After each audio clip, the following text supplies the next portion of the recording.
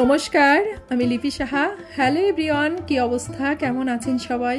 আশা করছি খুব ভালো আছেন সবাই। আমরাও ভালো আছি আপনাদের আশীর্বাদে, ঈশ্বরের কৃপায়। আর আপনারা যেখান থেকে আমার ভিডিওটা দেখছেন সবাইকে অনেক অনেক ওয়েলকাম। আশা করছি ভিডিওটা ভালো লাগবে আপনাদের।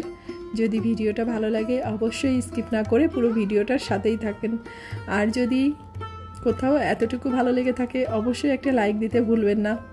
তো আজকে তো কি উপলক্ষে আজকের ব্লগ ভিডিওটা আপনারা তো পুরোটাই বুঝে গেছেন, যেহেতু আজকে জন্মাষ্টমীর উৎসব ছিল। তো বাসায় এবার জন্মাষ্টমীর উৎসবটা মানে পূজাটা করেছি আমি, স্বপ্নিলের পাপা, আমরা তিনজনেই উপবাস ছিলাম। তো সেই উপলক্ষে কি কি আয়োজন করেছি সে সব কিছুই আপনাদের সাথে শেয়ার করব। তো গত 2 দিন ধরে ভিডিও আপলোড দিতে পারি না, আর গতকাল থেকে তো শরীরটা ভীষণই খারাপ। তো ভিডিও ভাবছি যে আপলোড দিব কি দিব না, এই দোমনা করতে করতে আর কি আপলোডটা দিলাম। তো আসলে ভিডিওগুলো করা হয় কিন্তু ওই এডিটিংয়ের অভাবে আর সময়ের অভাবে সবসময় আসলে আপলোডটা দিতে পারি না। তো যাই হোক, সবসময় চেষ্টা করি রেগুলারভাবে ভিডিওটা আপলোড দিতে, কিন্তু বেশ গত 2-3 মাস ধরে শুধু গ্যাপই পড়ে যায় ভিডিও দিতে গেলে। তো যাই হোক, এই যে গোপাল ঠাকুরের সবচেয়ে প্রিয় যে জিনিসটা দুধের ক্ষীর, তারপরে তালের পিঠা, তালের বড়া, তো সব কিছুই আর কি আয়োজনটা করতেছি। আর আমার সাথে তো স্বপ্নিল আছে, আগেই তো বললাম উপোস আছে, আরও আমাকে অনেক অনেক হেল্প করতেছে। তো কালকে উপোসটা করার পর থেকে মানে ভীষণই অসুস্থ, রাত্রের থেকেই জ্বর, শরীরটা একটুও ভালো নেই। তো আজকে ভেবেছিলাম ভিডিওটা আর কি আপলোড দিব না, তারপরে ভাবলাম যে ভিডিওগুলো ঠিকই করি কিন্তু আপলোড দেওয়া হচ্ছে না। তো যাই হোক, কষ্ট করে একটু ভিডিওটা আপলোড দিলাম। তো এদিকে নারকেলটাকেও ভেঙে নিয়েছি আর নারকেলটাকে একটু কুড়িয়ে নিচ্ছি। আর এই নারকেলটা হচ্ছে তালের বড়া হবে, তো তার মধ্যে আর কি নারকেল কোড়াটা দিব, আর অন্য কোনো কিছুর মধ্যে আর কি নারকেলটা দিব না। তো নারকেলটা কিভাবে যে ভাঙবো বুঝতেই পারতেছিলাম না, যেহেতু বাসায় কোনো দাও নেই আর নিরামিষ বটিও নেই, ওই শক্ত আর কি যেটা দিয়ে আর কি নারকেলটাকে ভাঙতে পারি। তো যাই হোক, পরে ভাবলাম যে ছোটো একটা হামাল দিস্তা ছিল, তো ওটার হচ্ছে যে মুগুর নাকি বলে, যাই হোক সেটা দিয়েই আর কি ভেঙে নিলাম। তো বেশ ভালো হয়েছে। তো ওগুলোকে কুড়িয়ে এই যে তালটাকেও গুলিয়ে নিয়েছি। তো এই যে তালের বড়াগুলো করব, আর এর সাথে আবার কলার বড়াটাও করব। তো ছোটো থেকেই দেখে আসি যে বাড়িতে এভাবেই হচ্ছে জন্মাষ্টমীটার আয়োজন করে। তো সেটাই কিছু কিছু মনে আছে, যতটুকু মনে আছে সেভাবেই আর কি করতেছি। আমাদের যখন ছোটোবেলায় জন্মাষ্টমীটা হতো, তো আমাদের বাড়ির যে জেঠি, বর্মা, তারপরে আমার মা আছে, সবাই একসাথে আর কি পূজার সব কিছু আয়োজন করতো, বিশেষ করে জন্মাষ্টমী, তারপরে লক্ষ্মী পূজা। তো সেটা না একটা অন্যরকম মজা ছিল। আসলে একা একা থেকে যদি সবাই একসাথে করা হয় তাহলে কিন্তু সেটার মজাটা একটা অন্যরকম। আর তখন সবাই সবাইকে হেল্প করতো, একজন এই জিনিসটা তৈরি করতেছে, অন্যজন আরেকটা জিনিস তৈরি করতেছে, তো এটা না একটা অন্যরকম মজা ছিল। তো যাই হোক, আমরা যারা এই যে বাসা বাড়িতে থাকি আমাদের তো একা একাই করতে হয়, তাই না? শরীর খারাপ থাকুক বা ভালো থাকুক, হেল্প করার মতো তো সেইভাবে কেউই থাকে না। তো যাই হোক, এভাবেই এখন হচ্ছে লুচিগুলোকে করে নিচ্ছি, আর এরপর একটু মালপোয়া করব, আর হচ্ছে সুজিটাকে রান্না করলে হয়ে যায়। তো একা একা করছি, তো অনেক সময় ধরে আর কি এগুলো করেছি। আর একটা চুলাতেই করেছি, কারণ আসলে সব কিছু যদি গোছানো থাকে তাহলে 2টা চুলাতে দিলে হয়ে যায়, কিন্তু যে সব আইটেম এগুলো সাধারণত একা হাতেই করতে হয়, তো তাই 2 চুলাতে দিলে দেখা যায় অনেক সময় নষ্ট হয়ে যেতে পারে জিনিসটা। সে ভয়তে একটা চুলাতেই করেছি, এই জন্য এতটা সময় লেগেছে। তো কাজটা শুরু করেছিলাম দুপুরে 1টার থেকে, কিন্তু এগুলো বানাতে বানাতে আমার প্রায় 6টা, 6:30 মতো বেজে গেছে, মানে সন্ধ্যাটা হয়ে আসছে।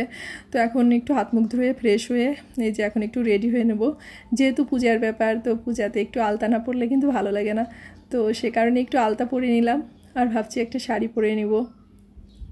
তো এই যে একদম রেডি হয়ে গেছি, এখন রেডি হয়ে তারপর হচ্ছে পূজার জন্য সব কিছু আর কি গুছিয়ে নেব। তো পূজার জন্য সব কিছুই কিন্তু করে নিয়ে চলে আসছি, রেখে দিয়েছি, কিন্তু এগুলো তো একটু গোছানোর ব্যাপার আছে। তো এদিকে আমি স্বপ্নিল দুজনে মিলেই আর কি সব কিছু গুছিয়ে নিচ্ছি। তো আমার বাসায় তো ঠাকুর আর কি পাতা নেই, তো গোপাল ঠাকুরের একটা ছবি আছে, তো সেটাকেই আর কি পূজাটা করব।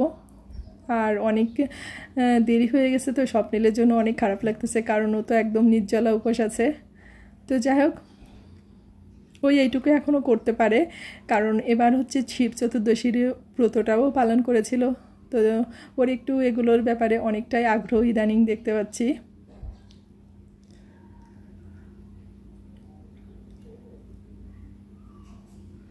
আসলে বাচ্চারা কি হয় ছোট থেকেই আসলে মাদের দেখতে দেখতেই কিন্তু অনেক কিছু শিখে যায়। তাই আমরা যারা শহরে থাকি আমাদের কিন্তু অনিচ্ছা থাকলেও অনেক সময় বাচ্চাদের জন্যই সব কিছুর একটু ছোট হোক বড় হোক করে আয়োজনটা করা উচিত, কারণ ওরা নিজেদের কালচার নিজেদের ধর্ম সম্পর্কেও অনেক কিছু কিন্তু জানতে পারে।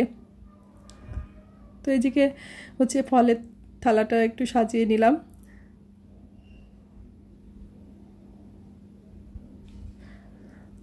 তো আমার বাসায় কোনো গোপাল ঠাকুর নেই, তো আমি এই যে ছবিতেই আর কি পূজাটা করব।